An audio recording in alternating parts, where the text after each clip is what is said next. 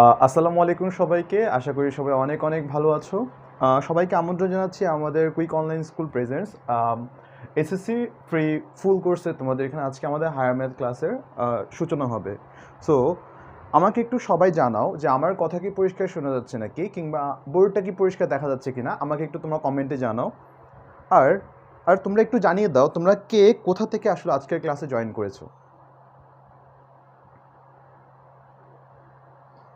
আমাকে একটু তোমরা জানিয়ে দাও পরিষ্কার শোনা যাচ্ছে কিনা, আর কে কোথা থেকে বা কোন স্কুল থেকে জয়েন করেছো আমাদের সাথে।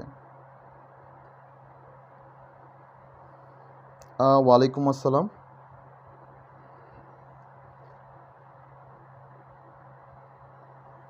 হুম হুম।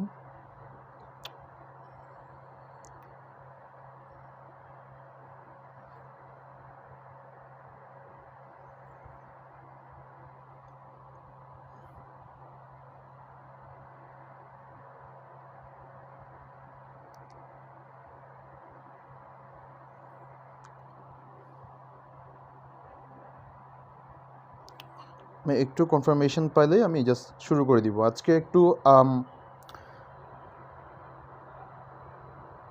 ওয়ালাইকুম আসসালাম সবাইকে। আমাকে একটু জানাও তোমরা আমাকে পরিষ্কার শুনতে পাচ্ছ কি না। আমাকে যদি একটু পরিষ্কার শুনতে পারো বা বোর্ডটা যদি ক্লিয়ার কর আমাকে একটু জানাও তোমরা। অ্যান্ড পাশাপাশি তোমরা একটু ছোট্ট করে জানিয়ে দাও তোমরা কে কোথা থেকে জয়েন করেছো এবং তোমাদের স্কুলের নামটা।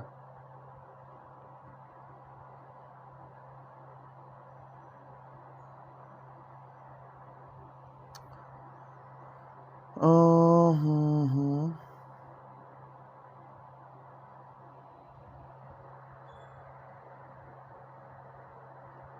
ভাইয়া ক্লাসটা রাখবেন প্লিজ, নামাজ পড়তে যাচ্ছি। ওয়ালাইকুম আসসালাম। Yes sir, all clear, thank you so much. Cool. So আজকে বিশেষত লাইফটা হচ্ছে পড়ার চাইতে বেশি ব্যাপার হচ্ছে, তো জিনিসটা তোমাদের ইম্পর্টেন্ট সেটা হচ্ছে জানা এই কোর্সটা আসলে আমাদের কীভাবে রান করব বা কোর্স আউটলাইনটা দেখতে কীরকম হবে, আমরা সেই জিনিসগুলো নিয়ে ডিসকাস করব।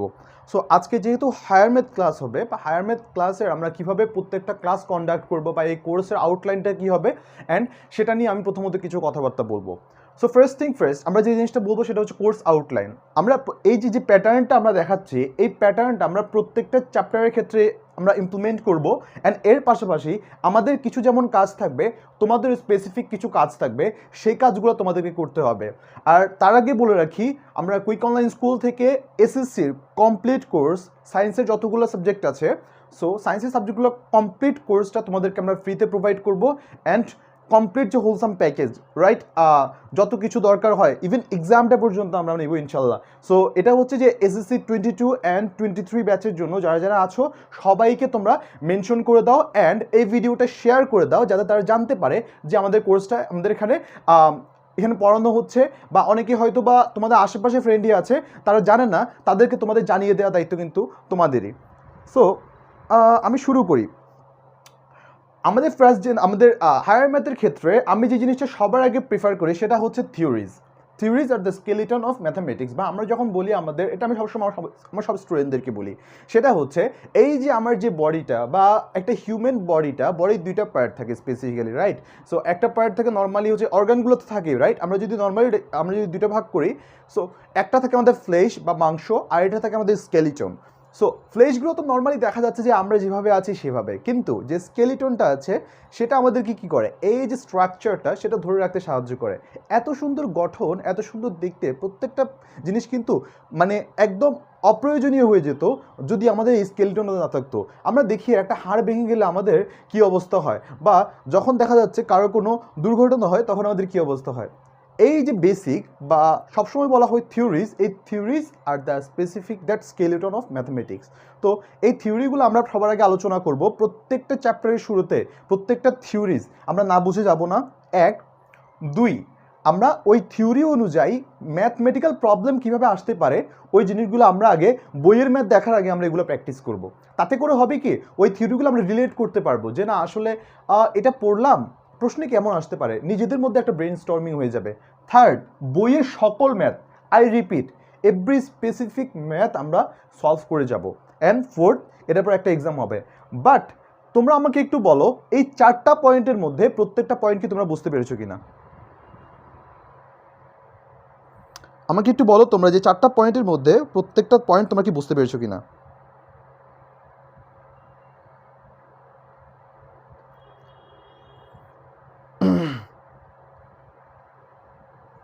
ক্লাসটা তোমাদের যত পরিচিত গ্রুপ আছে সব জায়গায় শেয়ার করে দাও।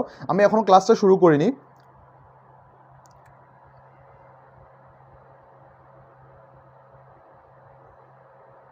আলহামদুলিল্লাহ আমি ভালো আছি। তোমরা কেমন আছো জানাতে ভুলবে না। অলরাইট,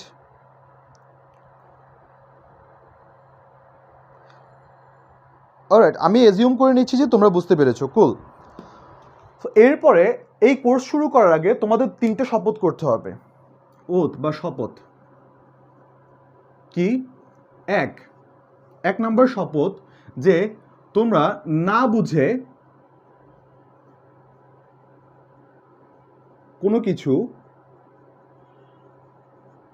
এগিয়ে যাবা না বা স্কিপ করে যাবা না। এক নাম্বার, না বুঝে স্কিপ করা যাবে না।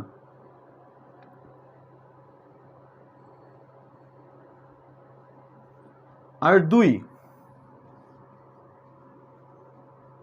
নাম্বার, সেটা হচ্ছে প্রতিদিন নোট করতে হবে এবং নোট জমা দিতে হবে। নোট করতে হবে এবং নোট জমা দিতে হবে। আর 3, নিয়মিত ম্যাথ করার অনুশীলন করতে হবে। নিয়মিত ম্যাথ করতে হবে। কথাগুলো কেন বলা? প্রথমটা হচ্ছে না বুঝে স্কিপ করে যাবে না। সো স্পেসিফিক ব্যাপার হচ্ছে যে কখনো কখনো দেখা যাচ্ছে আমরা একটা জিনিস জাস্ট মেনে নিই না, আসলে এটা কেন এমন হলো। হয়তো কোনো কোনো ক্ষেত্রে কোয়েশ্চেনগুলো অ্যাডভান্স লেভেলে হয়ে যেতে পারে, বাট তোমরা চিন্তা করো মানে কখনো এটা ভাববা না যে আসলে হয়তো এটা এমনি হয়, এই কারণে এটা এমনি হয়। বাট একটা জিনিস খেয়াল রাখবা, খবরদার তোমরা না বুঝে কোনো কিছু স্কিপ করা যাবে না। কিছু কিছু ক্ষেত্রে যদি শর্টকাট লাগেও বা শর্টকাটটার ইন ডেপথের রিজনটা কি সেটা তোমরা জেনে যাবা। First thing. সেকেন্ড যে ব্যাপারটা সেটা হচ্ছে নোট। প্রত্যেকটা লেকচার তোমরা বসে বসে তুলতে হবে, অ্যান্ড তুলে সেটা এই গ্রুপে তোমরা পোস্ট করবা। থার্ড যে জিনিস সেটা হচ্ছে নিয়মিত ম্যাথ করতে হবে। এখন এটা একটু বোঝানোর ব্যাপার আছে। ম্যাথ হচ্ছে এমন কোনো জিনিস না তোমরা আজকে শিখে যাবা, পরীক্ষার আগে রাতে 2-4টা করে যাবা, পরীক্ষায় জাস্ট লিখে দিবা, এরকম জিনিস না। ম্যাথ হচ্ছে কনসিস্টেন্টলি তোমাদের অনেক প্র্যাকটিসের বিষয়। তো তোমরা যখন এই জিনিসটা করবা যে আসলে না নিয়মিত যখন প্র্যাকটিস করবা তখন আর তোমার কাছে ম্যাথটা আর ওই রকম মনে হবে না, বা একটা জড়তা যখন কাজ করে না, ও আচ্ছা এতদিন আগে এই ম্যাথটা তো আমি পারতাম, ওই পারতাম জিনিসটা আমার এখন আমি পারি জিনিসটা হয়ে যাবে। মানে হচ্ছে তোমার যদি এখন যদি তোমাকে বসিয়ে দেওয়া হয় পরীক্ষাটা, তোমাকে যদি বলো 5 মিনিট পরে পরীক্ষা হবে, তখনও যাতে তুমি পারো এরকম প্র্যাকটিস করতে হবে। তাহলে ভাইয়া নিয়মিত জিনিসটা আসলে কি? নিয়মিত জিনিসটা হচ্ছে তুমি 2টা পারো, 4টা পারো, 10টা পারো, তুমি নিজে এরকম একটা সেট করে রাখবা। আজকে 5টা ম্যাথ করবো, তোমার ডেইলি ঘুমাবার আগ পর্যন্ত তোমার যাতে এইটা টার্গেট থাকে, ও আচ্ছা আজকে তো ম্যাথ করি নাই। সেটা হতে পারে ফিজিক্সের ম্যাথ, সেটা হতে পারে জেনারেল ম্যাথের ম্যাথ, সেটা হতে পারে হায়ার ম্যাথের ম্যাথ, যে কোনোটা। বাট তোমাকে এই প্র্যাকটিসে রাখতে হবে যে আমি নিয়মিত ম্যাথ করব, অ্যান্ড এটা নিজে চেকলিস্ট করে রাখবা যে না এই ডেট তুমি ম্যাথ করে যাচ্ছ। অলরাইট, সো এইগুলো যদি তোমাদের কাছে ক্লিয়ার থাকে তাহলে আমি আজকে ক্লাস শুরু করে দিই।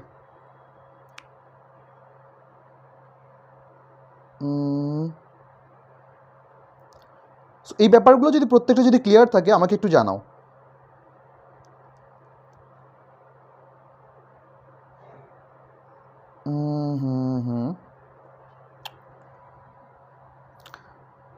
আচ্ছা, আর অলরাইট, তাহলে এটা আমাদের মোটামুটি কোর্স আউটলাইন। আমাদের প্রত্যেকটা সাবজেক্টের আগে আমরা জাস্ট ডিটেলস বলে দিব যে আসলে কোন কোন জিনিসগুলো পড়াবো, কীভাবে কী পড়াবো, সো এটার ব্যাপারে। সো আজকে জাস্ট তোমাদের এই কোর্সটা শুরু হলো, তোমরা জেনে রাখো আমরা নিয়মিত রুটিনে আমাদের কোর্সটা রান দিব, অ্যান্ড ইনশাল্লাহ তোমাদের এই ফুল কোর্স এখানে তোমাদের শেষ করে দেওয়া হবে ইনশাল্লাহ। সো অলরাইট, তাহলে আমি আজকের পড়াটাতে চলে যাই। আমাদের সেটা হচ্ছে যে সেট অ্যান্ড ফাংশন।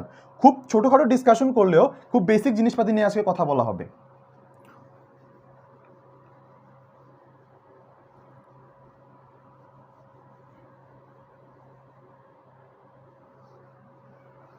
ওকে, তোমরা তোমাদের ফ্রেন্ডদেরকে মেনশন দেওয়া শুরু করো। আচ্ছা, দ্যাটস গ্রেট। অলরাইট, অনলি 41 জন এই গ্রুপে, 11,000 মেম্বারের গ্রুপে অনলি 41 জন। হাই হাই রে। অ্যান্ড ভিডিওটা বেশি বেশি তোমরা শেয়ার করে দাও। কুল। আমরা তাহলে শুরু করি, হ্যাঁ একদম শুরু থেকে শুরু করি। আমরা সবার আগে একজন মানুষের নাম নিব, সেট থিওরি বা আমরা সেট সম্পর্কে বোঝার আগে, সেট অ্যান্ড ফাংশন হচ্ছে চ্যাপ্টারের নাম। আমরা আজকে যে টপিকটা নিয়ে একদম শুরু করব সেটা হচ্ছে সেট নিয়ে। খুব ছোটোখাটো ডিসকাশন শুরু করবো বা খুব ছোটোখাটো ডিসকাশন করব, বাট আজকে যা স্টার্ট হলো এটা হচ্ছে লেকচার 1-এর মধ্যে তোমরা ইনক্লুড করবা। আজকে যা স্টার্ট হলো আমাদের ক্লাস ডিউরেশন সেটা হবে 1 থেকে 1.5 ঘন্টার মধ্যে ইনশাল্লাহ, অ্যান্ড রুটিনটা তোমরা শীঘ্রই পেয়ে যাবা।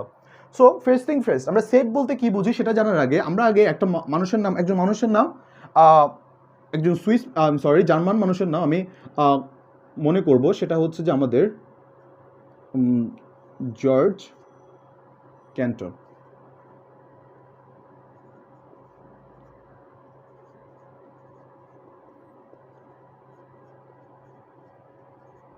জর্জ ক্যান্টরের নাম। তিনি সর্বপ্রথম আসলে সেটের কল্পনা বা সেট বিষয়টা নিয়ে আসলে আলোচনা করে বা তার মাথার মধ্যে চিন্তা চেতনাটা নিয়ে আসে। তো তিনি কি করে সবার আগে, তিনি সুইজারল্যান্ডে যখন তার ঘুরতে যান তখন গিয়ে তার সাথে একজন বিজ্ঞানী বা আরেকজন গণিতবিদের দেখা হয়। সো তারা মিলে আসলে বেসিক্যালি এই সেট থিওরিটা আসলে তারা আবিষ্কার করে। তো একদম শুরু থেকে আমি যদি তোমাদেরকে জিজ্ঞেস করি যে আসলে এই ওয়ার্ডটা, এই সেট জিনিসটা কি, আমাকে কি তোমরা একটু বলতে পারবা যে এই ওয়ার্ডটা আসলে কি মিন করে, সেট অর্থটা কি, বা কথা মানে কথাটা আসলে কি বোঝায়? তোমরা আমাকে একটু বলো তো কমেন্টে, আমি একটু পড়ে আসি, বলো তো একটু। আর যারা যারা সালাম দিচ্ছি সবাইকে ওয়ালাইকুম আসসালাম।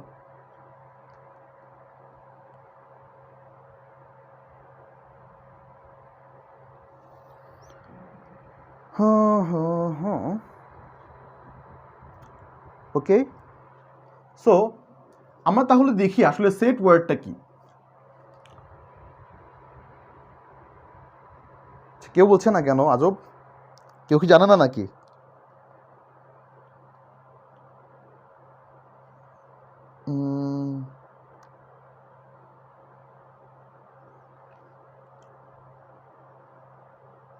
অলরাইট, সিম্পলি যদি চিন্তা করো, সেট হচ্ছে একটা কালেকশন, সিম্পল কালেকশন। দেখো এই যে এই সেট ওয়ার্ডটা, এই সেট ওয়ার্ডটাও একটা কালেকশন, কিসের ওয়ার্ড? অ্যালফাবেটের, ইংরেজি অ্যালফাবেটের। দেখো এস ই আর টি, 3টে অ্যালফাবেট আছে এখানে, অ্যালফাবেটের মধ্যে 3টা লেটার আছে। তাহলে চিন্তা করো এদেরকে যখন একটা সেট করে আমাদের প্রকাশ করতে হয়, চিন্তা করো তোমার হাতে একটা ঝুড়ি দেওয়া হলো, সিম্পল, তোমার হাতে একটা ঝুড়ি দেওয়া হলো, ঝুড়ির মধ্যে তুমি কিছু আলাদা আলাদা এলিমেন্টকে একটা একটা করে রাখলা, ওকে। তো তোমাকে যদি বলা হয় যে এটা একটা ফলের ঝুড়ি, বা তোমাকে যদি একটা ঝুড়ি বলা হয়, এই ঝুড়ির মধ্যে তুমি বললো প্রথমে তুমি আম রাখো, এই যে একটা ঝুড়ি, এই একটা ঝুড়ি, প্রথমে তুমি তাতে আম রাখলা, তার তুমি কাঁঠাল রাখলা, তারপর তুমি ব্লা ব্লা ব্লা অন্য যে কোনো ফল রাখলা, বড়ই রাখলা, তারপর জাম রাখলা, যে কোনো ফল তুমি এখানে রাখলা।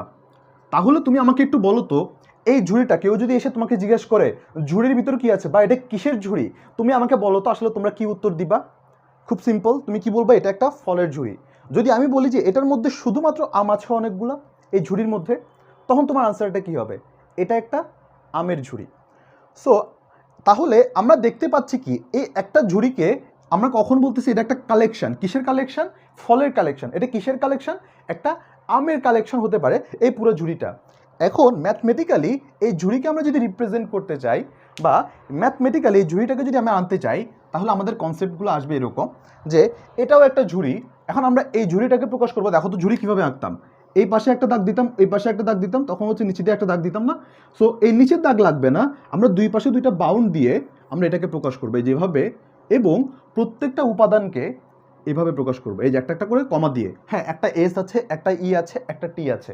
এখন এটার সিগনিফিকেন্স কি, এই সেটটার মানে কি বোঝায়? তো এই সেটটার মানে বোঝাচ্ছে হচ্ছে প্রত্যেকটা ইন্ডিভিজুয়াল এখানে ভিতরে কে কে আছে। আমরা এই ঝুড়িটার মধ্যে ইদার আমরা এখানে দিতে পারতাম হচ্ছে আম, একটা দিতে পারতাম, আবার আম দিতে পারতাম, আবার আম দিতে পারতাম, কিন্তু আমাকে জিজ্ঞাসা করা হয়েছে এদের মধ্যে আসলে কি আছে। আম আছে, কয়টা আম আছে? একটা আম যদি বারবার থাকে আমরা ওইটাকে বারবার লিখবো না, এই কনসেপ্টটাতে আসছি। তার আগে একটু চিন্তা করে দেখো, আমরা যখন লিখতেছি এটা অ্যালফাবেটিকের বা ইংরেজি বর্ণমালার সেট, আমরা এটাকে একটা প্রকাশ করব হচ্ছে ছোট হাতের অক্ষর, আর এখানে হচ্ছে এটা বড় হাতের অক্ষর। জিনিসটা কোথা থেকে আসে? সো যখন এই সেট কনসেপ্টটা আসে, তখন একজন গণিতবিদের সাথে দেখা হয় জর্জ ক্যান্টরের, যার নাম হচ্ছে যে জালেন। এই জালেনের থেকে আসলে তোমরা জানো যে আমাদের পূর্ণ সংখ্যার যে সেট, যারা যারা অলরেডি আমাদের যারা টেনে আছো তারা হয়তো বা জানো পূর্ণ সংখ্যার সেটকে সাধারণত জি দ্বারা প্রকাশ করা হয়। এই জিটা আসে হচ্ছে যে এই জালেনের থেকে, অর্থাৎ সে আসলে আবিষ্কার করে সর্বপ্রথম যে আসলে পূর্ণ সংখ্যার যে একটা কালেকশন আছে সেই কালেকশনটাকে।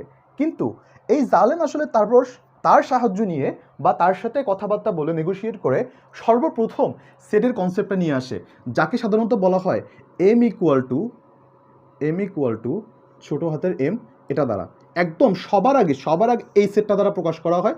জর্জ ক্যান্টর সবার আগে আবিষ্কার করে, যেখানে কিনা বড় হাতের এম দিয়ে সেটকে প্রকাশ করে অ্যান্ড ছোট হাতের এম দিয়ে তার এন্টিটি বা উপাদানগুলোকে প্রকাশ করে। তাহলে আমরা দুটো জিনিস জানবো, এটা হচ্ছে নেম অফ দ্য সেট, আর এটাকে বলা হচ্ছে তোমার element of set.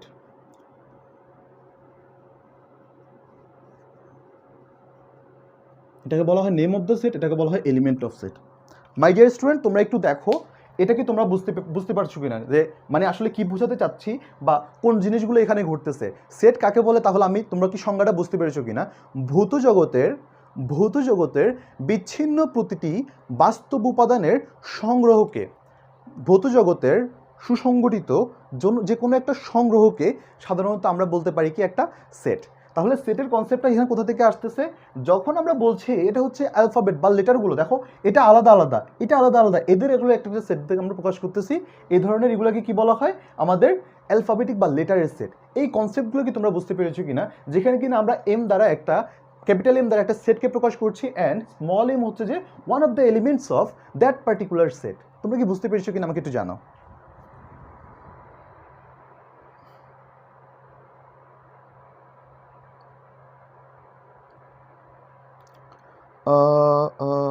Alright.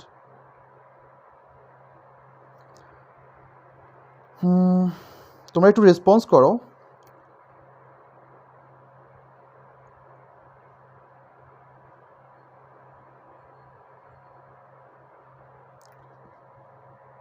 Yes, thank you, Fahim.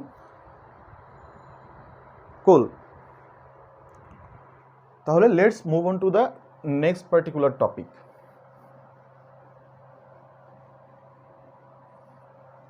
এখন আমরা মোটামুটি আসলে সেট কি সেটা জেনেছি, সেটের উপাদান সম্পর্কে জেনেছি। সো আমাদের কাছে যে ব্যাপারগুলো এখন দরকার, যে এই যে সেটকে যে প্রকাশ করলাম, একটা মাত্র কথা এসেছে which is M equal to M. এটা তো জাস্ট একটা সে আসলে কনসেপ্ট দেয়। হ্যাঁ, এখন ম্যাথমেটিক্যালি যে কোনো কিছু মাথায় আসার সাথে সাথে সেটার একটা স্পৃহা জাগে, সেটা যত তাড়াতাড়ি খাতায় নিয়ে আসা যায়। ঠিক এটা লেখার পরেই দুইটা বই লেখে জর্জ ক্যান্টর। বইগুলো আসলে তার রিসার্চ পেপারের মতো করে। তো আমি বলছি কি, তাহলে গল্প আকারের প্রথম থেকে কি ছিল? জর্জ ক্যান্টর সে প্রথম ঘুরতে গিয়ে তার কাছে সুইজারল্যান্ডে ঘুরতে গিয়ে তার মধ্যে প্রথম সেটের কনসেপ্টগুলো আসে। সো সেটের কনসেপ্ট আসার পরে সে আসলে জিনিসগুলো আস্তে আস্তে এই ফরম্যাটে পর্যন্ত আসে। এখন পয়েন্টটা কি? পয়েন্ট হচ্ছে আমরা যে খাতায় লিখবো ভাইয়া, তাহলে এই খাতায় লেখার স্টাইলটা কীরকম হতে পারে? দুইটা স্পেসিফিক ওয়েতে লেখা যায়। নাম্বার 1, এদেরকে বলা হয় রোস্টার মেথড, অনেকে বলে টেবুলার ফরম্যাটও বলা হয়। আরেকটা হচ্ছে সেট বিল্ডার মেথড।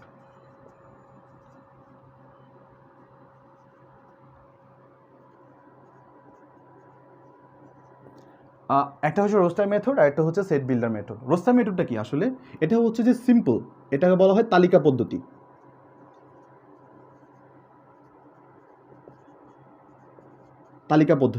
আর সেট বিল্ডার মেথড কথার মধ্যে দিয়ে আছে, দেখো এটাকে বাংলা করলে সুন্দর, সেট গঠন পদ্ধতি।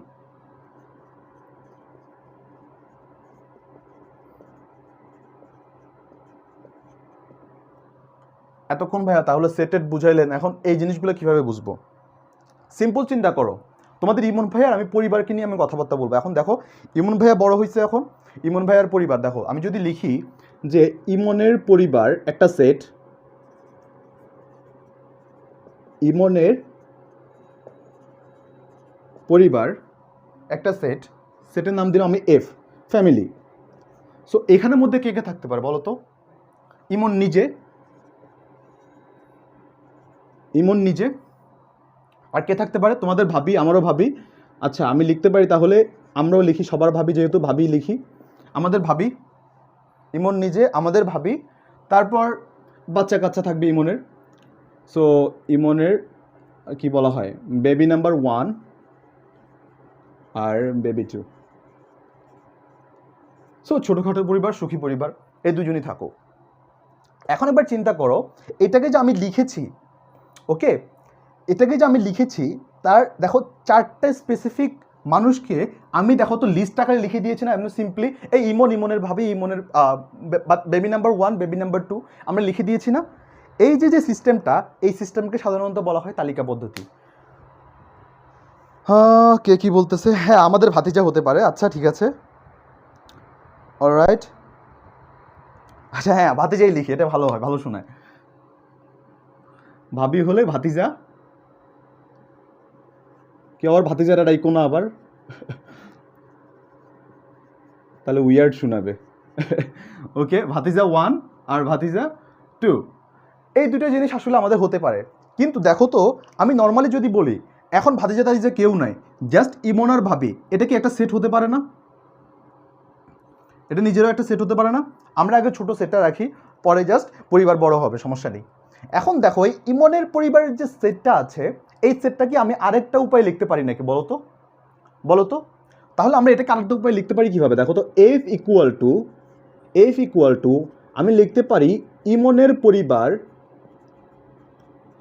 ইমনের পরিবার, ইমনের পরিবার, এই যে ইমন এবং ইমন, মানে ইমন আর আমাদের ভাবি ছাড়া আর কেউ নাই, তাই তো? লিখতে পারি তাহলে, যেখানে ইমনের স্ত্রী ছাড়া কেউ নেই।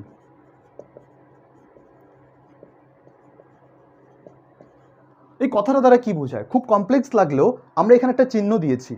দেখো, এফ ইকুয়াল টু ইমনের পরিবার সাচ দ্যাট ইমনের স্ত্রী ছাড়া, ইমন এবং ইমনের স্ত্রী ছাড়া কেউ নেই।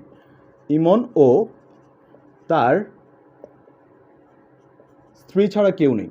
এই কনসেপ্টটাকে ম্যাথমেটিক্যালি আমি যদি লিখতে চাই, সেটা হচ্ছে, আমি একটা সিম্পল সেট নিলাম, সেটা হচ্ছে সে ফর এক্সাম্পল এ যদি লিখি, বলো তো মাই ডিয়ার স্টুডেন্টস, আমি যদি লিখি এখানে 1 2, এই দুটা নাম্বার লিখি, ওকে, এই দুটো নাম্বার আমি লিখলাম।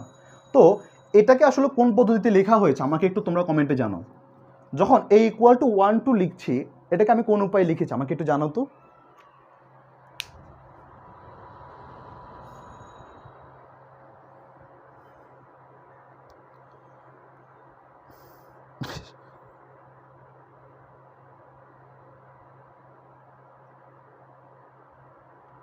এই যে 1 2 দিয়ে লিখেছি, yeah roster method, thank you, brilliant.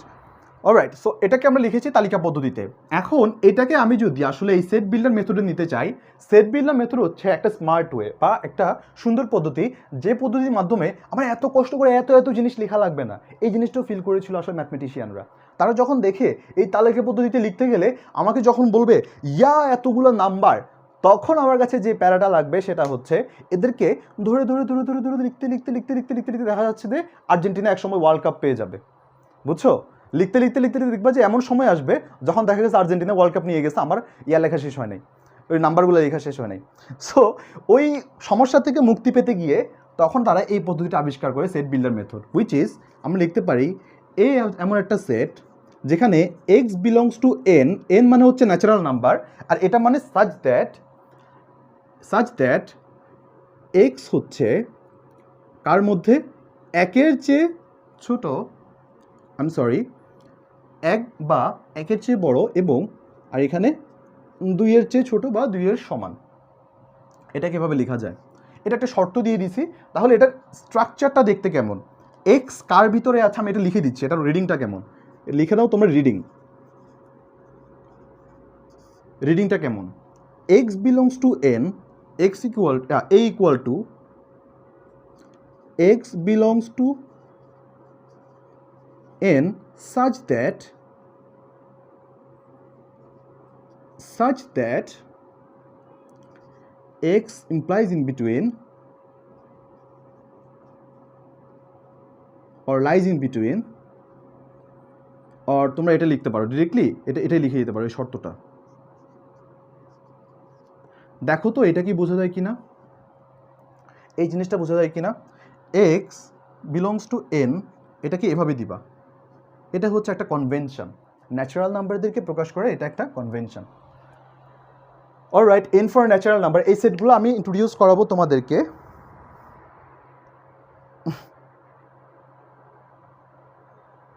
আচ্ছা, পোলাপাইন দেখে ট্রিগার খাইছে দেখি আর্জেন্টিনার কথা বলাতে।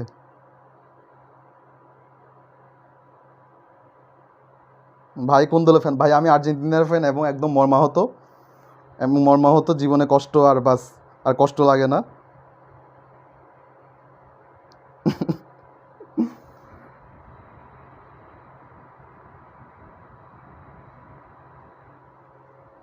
আচ্ছা, ইমন ভাইয়ের সেট নাকি ফাঁকা সেট, ইমন ভাইয়ের ওয়াইফের সেট নাকি ফাঁকা সেট, আহারে ইমন কষ্ট পাও। অলরাইট, সো এটা আমাদের তাহলে মোটামুটি আমরা সেট কিভাবে ফর্ম করে আমরা এটা লিখতে পেরেছি। তাহলে দেখো তো আমি তোমাদেরকে একটু কাজ দিব, এখন তো থিওরিটা পড়লাম তাই না, এখন থিওরি কিছু ইমপ্লিমেন্টেশন দেখি। দেখো তো আমি যদি এটাকে এভাবে লিখি, একদম বাংলা কথা লিখলেও হবে, একদম ইংরেজিতে বা এভাবে শর্ত দিয়ে লিখতে হবে সেটা কিন্তু না। তুমি যদি এটা লিখতা, দেখো তো আমি যদি বলি A equal to X such that X হচ্ছে একের সমান বা একের চেয়ে বড় অথবা দুইয়ের চেয়ে ছোট, দুইয়ের সমান বা দুইয়ের চেয়ে ছোট, এটা লিখলেও তোমার হবে। আমাদের জাস্ট টার্গেটটা হচ্ছে যে আমরা এমন একটা জিনিস এখানে লিখে দিব যেটার মাধ্যমে অনেক সংখ্যাকে আমরা আসলে প্রকাশ করতে পারি। এই কষ্টটা আমাদেরকে লাঘব করার জন্য আমরা এটা শিখেছি। তাহলে আমরা যদি একটা অন্যরকম যদি সেট দেখি, এখন চিন্তা করো আমি তোমাদেরকে বলে দিলাম যে এই মহাবিশ্বে এমন একটা সেট দিচ্ছে যেখানে তুমি যদি সেটটা লিখতে দেখবা যে আর্জেন্টিনা ওয়ার্ল্ড কাপ হয়তো কখনো একসময় পাবে। দেখো যেটা বললাম, এই ইকুয়াল টু আমি এমন একটা সেট দিলাম তোমাদেরকে 2 4 6 8, আর এ পাশে হচ্ছে 10, এই ডট কোথায় শেষ হয়েছে জানি না, বাট একটা ইনফিনিটি চিহ্ন দিয়ে দিয়েছি, বাট হোয়াট এভার আমি দিলাম। হ্যাঁ, এই একটা সেট। এই যে দেখো সসীম সেট অসীম সেটের কথাবার্তা আমি পরে বলছি। হ্যাঁ, তোমরা আগে দেখো এই সেটটা যদি কথাবার্তা বলি, বা তোমাকে যদি বলি আমি, এটা তো তালিকা পদ্ধতি তাই না, আমি যদি তোমাদেরকে বলি যে এটাকে সেট বিল্ডার মেথডে লিখো, তাহলে তোমরা কীভাবে লিখবে আমাকে একটু বলো তো। আমি তো এখানে কোনো লজিক পাচ্ছি না ভাই। আপনি তো বললেন এখানে, তার আগে তো বলে দিয়েছিলেন, একটা লিমিট দিয়ে দিয়েছিলেন, এই প্রান্ত থেকে এই পর্যন্ত, মানে এ পর্যন্ত, বা এত থেকে এত পর্যন্ত। এখানে তো কোনো লিমিট দেখি না। আল্লাহর নাম নিয়ে 2 থেকে শুরু করছেন, চলতে তার সিলসিলা চলতেই আছে, শেষ হয় নাই। এটা কীভাবে লিখবো? দেখো তো আমরা এখানে এ নাম্বারটা কি একটা জোড় সংখ্যা, এ নাম্বারটা আরেক জোড় সংখ্যা। তাহলে দেখো তো আমি যদি এটাকে এভাবে লিখি, x belongs to n such that x হচ্ছে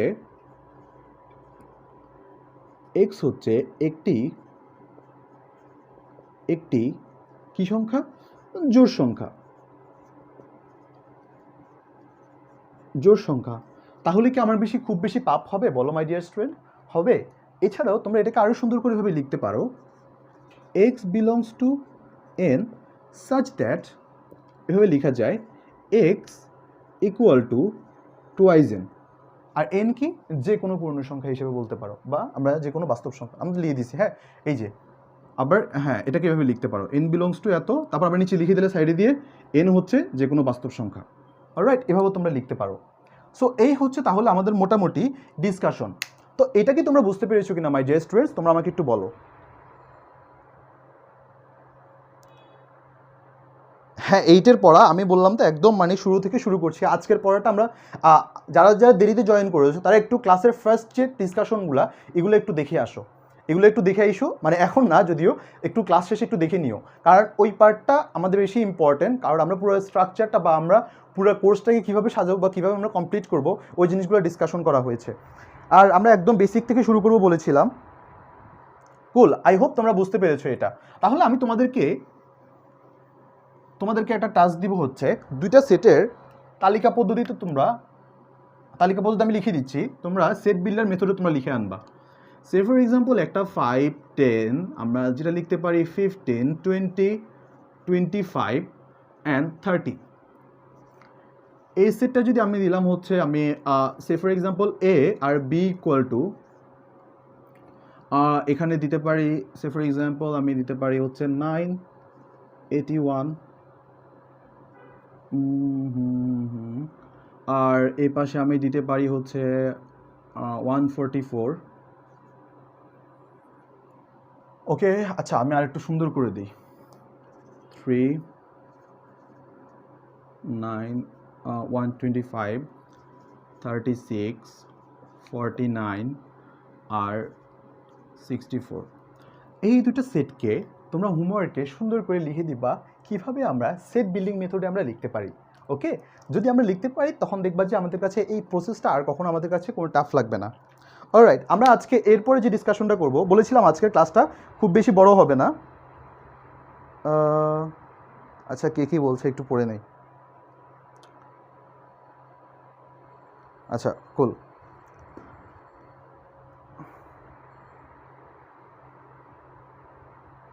আচ্ছা ফাইন। এখন তাহলে আমরা যে কাজটা করব, সাবসেট সম্পর্কে একটু ডিসকাশনগুলো করব। দেখো একটা সেট আমরা সাবসেট, এই জিনিসটা নিয়ে আমরা একটু ডিসকাস করব। ওকে, সাবসেট কাকে বলে? একটা গাছ থেকে আমরা যদি পাতা ছিঁড়ে নিয়ে আসি তখন আমরা বলি কি ওই পাতাটা ওই গাছেরই পাতা, কিংবা আমরা যখন একটা পরিবারের একটা মানুষকে বলি ও আচ্ছা সে ওই পরিবারের মানুষ বা ওই ফ্যামিলির মানুষ, এই জিনিসগুলো নিয়ে আমরা কথাবার্তা বলি। সাবসেটের কনসেপ্টটা ঠিক ওই রকমভাবে আসে। দেখো আমি যদি একটা সেটকে যদি এভাবে লিখি এ ইকুয়াল টু এ বি, সবার আগে যেটা বলেছিলাম এ বি, এই সেটটা দেখো তো এই সেটটার কনসেপ্টগুলো কেমন হতে পারে। দেখো এই সাবসেটগুলো কীরকম হতে পারে। সাবসেটের কনসেপ্টটা এইভাবেই আসে, এর উপাদানগুলোকে নিয়ে আমি আরও কিছু ক্ষুদ্র ক্ষুদ্র সেট বানাবো। তাহলে আমার কাছে উপাদান কে কে আছে বলো তো? এ আছে আর বি আছে। আমি তাহলে এদেরকে কত উপায়ে আমি তাহলে উপসেট গঠন করতে পারি। সে ফর এক্সাম্পল আমি এখান থেকে এ নিব, এ আছে আমি আর বিকে নিলাম না, তাহলে আমি যদি এই শুধুমাত্র একটা উপাদান নিয়ে যদি সেটটা গঠন করি তাহলে আমার কাছে ওই উপসেটটা কীরকম হতে পারে, এইটা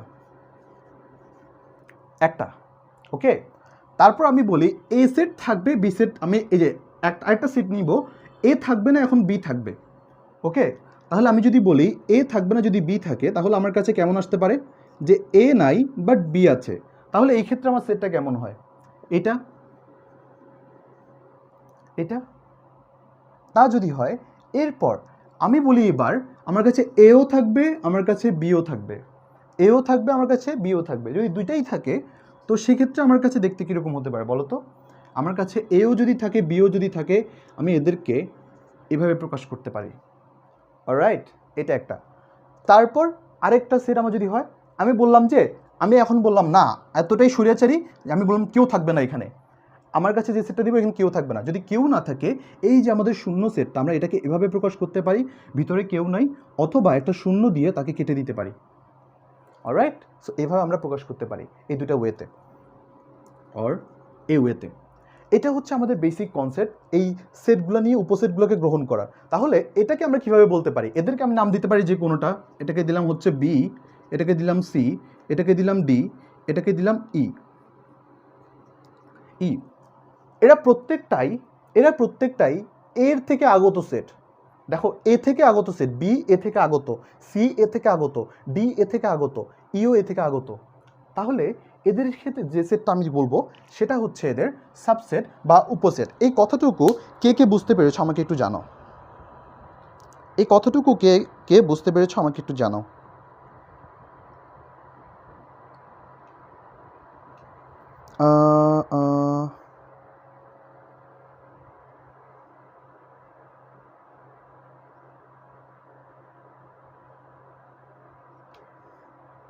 বুঝেছি, thank you. Alright, so cool. তো এখন দেখো আমরা তাহলে এই উপসেটগুলোকে বা সাবসেট বা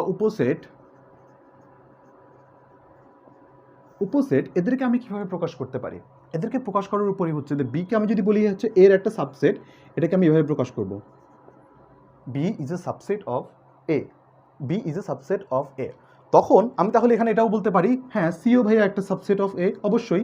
তাহলে ডিও একটা সাবসেট, হ্যাঁ অবশ্যই। তারপর ইও সাবসেট, বেশ ভালো কথা, এরা সবাই সাবসেট এদের। কিন্তু আরেকটা কনসেপ্ট আমাদের কাছে আসে, সেটা হচ্ছে রিয়েল সাবসেট কোনটাকে বলবো, বা রিয়েল সাবসেট এদের মধ্যে কোনটা এক্সিস্ট করে। দেখো তো এদের মধ্যে সাবসেটের যদি একটা সেট করি, তাহলে আমি তাহলে সাবসেটের সেট, আবার চিন্তা করে দেখো প্রত্যেকটা সাবসেটের একটা করে সেট আনতেছি, তাহলে আমার কাছে এই উপাদানগুলো কি আসবে বলো তো? একটা সাবসেট কে এ, এখানে বি, এখানে এ বি, এখানে ফাঁকা সেট, এটা একটা সাবসেটের সেট, তাই তো? এবার দেখো আমি যদি বলি যে এখানে যে গুরু মহাশয় ছিল, যে কিলো এই যে এ বি, এই গুরু মহাশয় এখান থেকে বেরিয়ে চলে আসবে। আমি বললাম এ নাই, এখানে গুরু মহাশয় নাই, সে বেরিয়ে গেছে। এখন এদের মধ্যে যে প্রত্যেকটা উপাদান যে সাবসেটের মধ্যে, দেখো তো যে এটা যদি না থাকে তাহলে এদেরকে বলা হচ্ছে সাধারণত আমাদের দ্য রিয়েল সাবসেট। তার মানে দেখো এদের মধ্যে যদি যে সেটটা থাকবে সেটাকে বলা রিয়েল সাবসেট, বা আমাদের বলা হয় প্রকৃত উপসেট। প্রকৃত উপসেট। যখন দেখা যাচ্ছে যে আমাদের মধ্যে এই রিয়েল সাবসেটের মধ্যে দেখো এই দুটো উপাদান সম্পর্কিত, যে সাবসেটটা নাই সেটাকে বলা হচ্ছে আমাদের প্রকৃত উপসেট। তাহলে দেখো এটাকে যখন আমি লিখবো এ একটা সেট, তার দুইটা এলিমেন্ট, যখন দুইটা এলিমেন্ট বলতেছি তখন তাদের কয়টা এলিমেন্ট আছে সেটা জিজ্ঞেস করার জন্য তখন আমরা এটাকে ভেবে লিখবো N of A equal two 2। এই কথাটা এটাই মিন করে যে এ সেটের মধ্যে উপাদান আছে দুইটা। তাহলে এখন ভাইয়া আমাদের একটাই প্রশ্ন আসে, যদি আমি দেখি সেটা যদি এমন হয় A equal to A A B C C D F, তাহলে এটা কি আমি এভাবে লিখতে পারবো? না। ঝামেলাটা হচ্ছে কোথায় দেখো, এখানে আমি যখন লিখবো আমাদের চাই হচ্ছে এর ভিতরে কে কে আছে, নট কে কয়বার আছে। ওকে, সিমিলারলি তাহলে আমরা যদি এটাকে লিখি যে আসলে এ দুইবার আছে, দুইবার লেখার দরকার নাই, আমরা এটাকে লিখবো একবার। সি কয়বার আছে, এটাকে লিখবো একবার। এ বি সি ডি এফ, হ্যাঁ এখন এবার ঠিক আছে, আমরা এখন লিখতে পারি এটা এ বি সি ডি এফ এর একটা সেট, এমন একটা অ্যালফাবেটিক অর্ডার, বা আমাদের এটা কি এমন একটা সেট যেখানে কিনা ইয়ে করতে পারি। তো এই জিনিসটা আরেকটু ক্লিয়ার করি, আসো কীভাবে আমরা যখন লিখি ভাইয়া যে ম্যাথামেটিক্স, বা সে ফর এক্সাম্পল ম্যাথামেটিক্সে লিখি ম্যাথামেটিক্স, এই যে আমাদের এই শব্দটার মধ্যে যতগুলো অক্ষর আছে তাদেরকে নিয়ে আমি যদি একটা সেট করি, সে ফর এক্সাম্পল আমি ক্যাপিটাল এম দিলাম, এ একটা সেট, আর এটা আমি স্মল এম দিয়ে লিখি ম্যাথামেটিক্স। তো এক্ষেত্রে আমার কাছে সেটটা কেমন হতে পারে? M A T H E M A T I C S, এটা একটা সেট। এখন বলবো ভাইয়া হ্যাঁ আমি তো এদেরকে লিখেছি, তাহলে এটা আমাদের কি সেট হবে? না, হবে না। কারণ আমার কাছে দেখো আমি কি বলেছিলাম, আমি তোমাকে বলেছিলাম এমন একটা সেট গঠন করো যার মধ্যে এর সকল উপাদান আছে। তুমি লিখেছো ঠিক আছে সকল উপাদান, কিন্তু তুমি কি করছো দেখো এই এম এখানেও আছে এখানেও আছে, দুইটা এম দেওয়া আমার কোনো দরকার নাই, এই কারণে আমার এটা ভুল যাবে। তাহলে আমার ঠিকটা কোনটা? ঠিকটা হচ্ছে ঠিক এটা, এম ইকুয়াল টু আমি যেটা লিখবো সেটা হচ্ছে এম এ টি, টিও তো দুইবার লিখছো রাইট, এইচ ই এম আবার লেখার দরকার নেই, এ আছে টিও আছে, সো আমার দরকার আই সি এস, উপাদানগুলোকে একবার নিয়ে এটাকে আমি লিখতে পারি। আরেকটা কোয়েশ্চেন আসে ভাইয়া আমি যদি এখন এভাবে লিখি এটা কি আমার সেট হবে নাকি? A M T H E I, I না দিয়ে আমি এখানে এস লিখলাম, আই লিখলাম, মোদ্দা কথা হচ্ছে আমি এদেরকে এলোমেলো করে লিখলাম। ভাই এটা কি একটা সেট হবে? অবশ্যই হবে, কারণ আমি চেয়েছিলাম কি সেই উপাদানগুলোকে এক্সিস্ট করেছে কিনা বা আছে কিনা। অনেক বোর্ডের মধ্যে হাবিজাবি অনেক কথাবার্তা লিখেছি, এখন আমি তোমাদেরকে জিনিসটা একটু ফিল করাই। হ্যাঁ, এই সেটের কনসেপ্ট, আচ্ছা আমি একটু কমেন্ট পড়ে নিই কী বলতেছে দেখি। আচ্ছা এক একজনের ক্ষুধা লেগে গেছে নাকি? ক্লাসটা বেশি লেন্দি হবে না, আমি এক্ষুনি শেষ করে দিব, প্রায় আমরা চলে এসেছি। ওকে কুল, এটাকে আমি কি করব দেখো, তুমি নর্মালি হচ্ছে স্কুলে ধরো তোমরা কয়েকজন ফ্রেন্ড মিলে একটা পুরস্কার বিতরণী অনুষ্ঠান, তো তুমি ইন জেনারেল দেখা যাচ্ছে যে হাতের লেখা পরিচয় একটা মানে হাতের লেখা পুরস্কার একটা পেয়েছো প্রতিযোগিতার মধ্যে, তার পাশাপাশি কবিতা আবৃত্তিতে পেয়েছো, স্পোর্টসে পেয়েছো। তোমার ফ্রেন্ড সে দুইটাতে পেয়েছে, তার আবার তোমার আরেকজন ফ্রেন্ড সে আবার তিনটাতে পুরস্কার পেয়েছে। এখন স্কুল কি করলো, তোমাদের সবাইকে আসলে ডাকলো। হ্যাঁ, সবাইকে ডেকে দেখো তোমাদের স্কুলের সবাইকে এক জায়গায় ডাকলো, বলছে যে না ওদের তো প্রাইজ পেয়েছে, এখন করোনা মহামারীর সময় বা আমাদের একটু হাসিল বাসিল কমলো, সবাইকে আমি একসাথে প্রাইজটা দিয়ে দেই। ওকে, এখন তুমি এবার চিন্তা করো, তোমাদের সবাইকে যে আসলে স্কুলে ডেকেছে, সবাইকে যে স্কুলে ডেকেছে, এখন চিন্তা করো তুমি 3টা প্রাইজ জিতেছো, তোমার ফ্রেন্ড 2টা, তোমার আরেকটা ফ্রেন্ড 3টা, মোট কয়টা তোমার প্রাইজ লাগে? প্রাইজ 9টা, ঠিক আছে সমস্যা নেই, বাট তোমরা কয়জন আছো? 3জন, বাট প্রাইজ পেয়েছে কয়জন? 3জন। 3জনের জন্য কয়টা চেয়ার লাগবে চিন্তা করো বসার জন্য? 3টা। এই 3টাই হচ্ছে আমাদের সেটের নাম্বার, আমরা নাম্বার অফ সেট। এই কারণে আমরা জাস্ট লিখবো, কারণ তোমার তো মানুষ হচ্ছে একজন, তোমার তো 3টা চেয়ারের দরকার নাই, তাই না? তোমার একজনের জন্য তো 3টা চেয়ার দরকার নেই, এমন তো না যে তুমি একসাথে 3টা চেয়ারে বসতে পারবা। এটাই হচ্ছে যে আমাদের নাম্বার অফ এলিমেন্টস, সেটের মধ্যে নাম্বার অফ এলিমেন্টসগুলো আমরা আগে ডিফাইন করে নিয়ে তারপর আমরা এইভাবে আসলে সেটটাকে ফর্ম করতে পারি। এইটুকু বুঝতে পেরেছো নাকি এই কনসেপ্টটা, বা রিয়েল সাবসেট আর সাবসেটের কনসেপ্টটা কি তোমাদের কাছে ক্লিয়ার কিনা আমাকে একটু জানাও।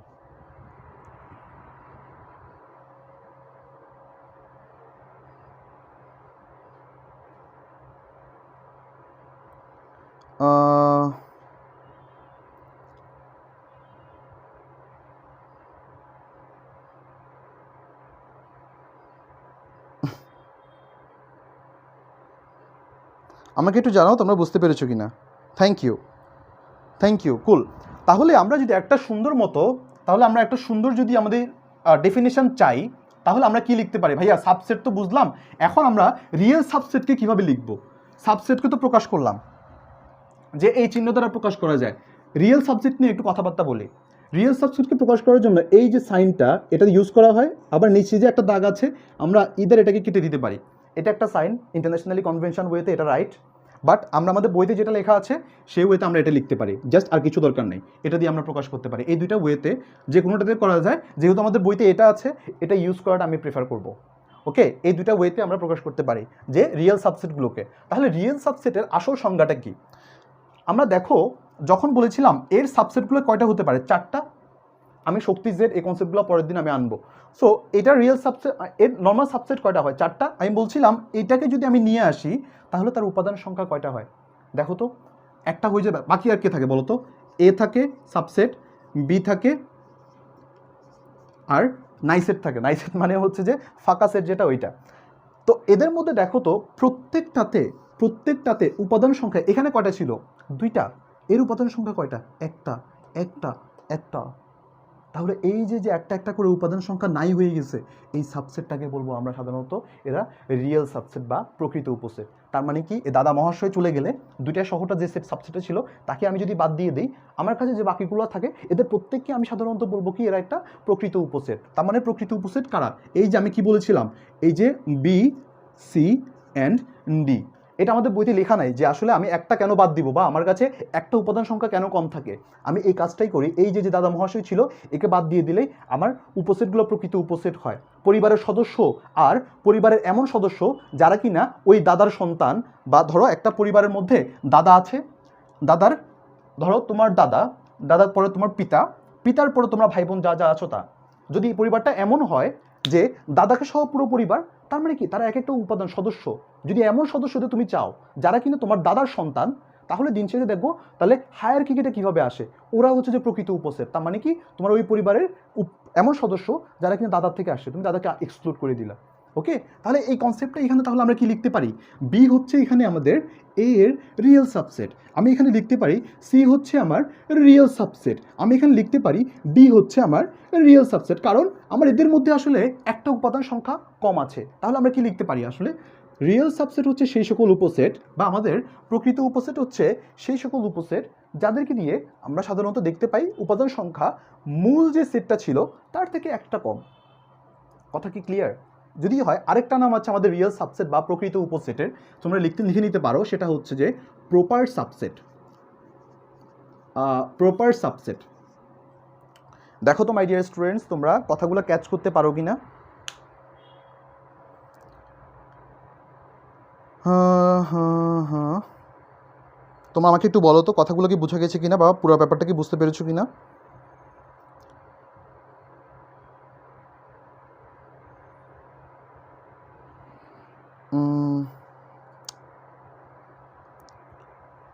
আচ্ছা হ্যাঁ, আচ্ছা, একজন কোয়েশ্চেন করেছে যে আসলে ভাইয়া সেটের উপাদান যদি 3টা হয়, আচ্ছা এটা একটু লিখি। হ্যাঁ, যদিও আমি এই ডিসকাশনটা নেক্সট দিন করতামই, কারণ আমাকে আসলে ওই শক্তি সেটের ব্যাপারগুলো, উপাদান সংখ্যা ওগুলো নিয়ে ডিসকাস করতাম।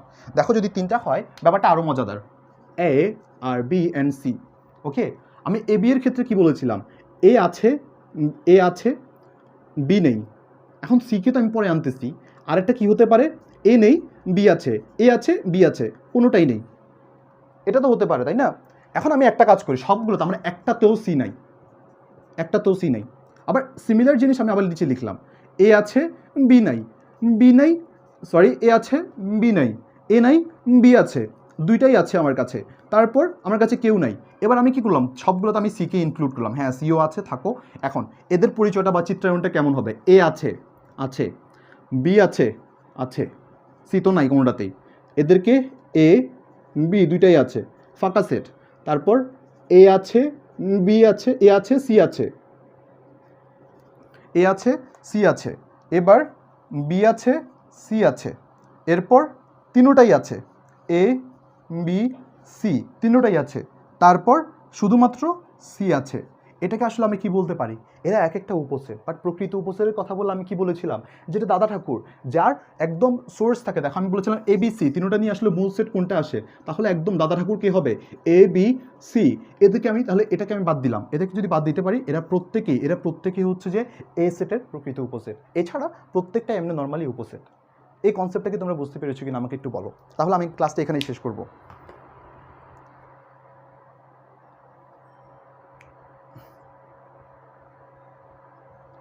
কুল, থ্যাংক ইউ। আচ্ছা, সো আশা করি সবাই বুঝতে পেরেছো। সো থ্যাংক ইউ সবাইকে। ক্লাসটার প্রথম যে পার্টটা আমি আবার রিপিট করি, সবাইকে 3টা প্রমিস রাখতে হবে, 3টা প্রমিস রাখতে হবে। যা যা বলেছিলাম তার মধ্যে স্পেসিফিক্যালি নোট করা এবং ম্যাথ না বুঝে যাওয়া, মানে কোনো কিছুই না বুঝে নিজেরা যদি চর্চা করো, স্কিপ করে যাও, এটা তোমরা নিজেরাই আল্লাহর কাছে দায়ী থাকবা।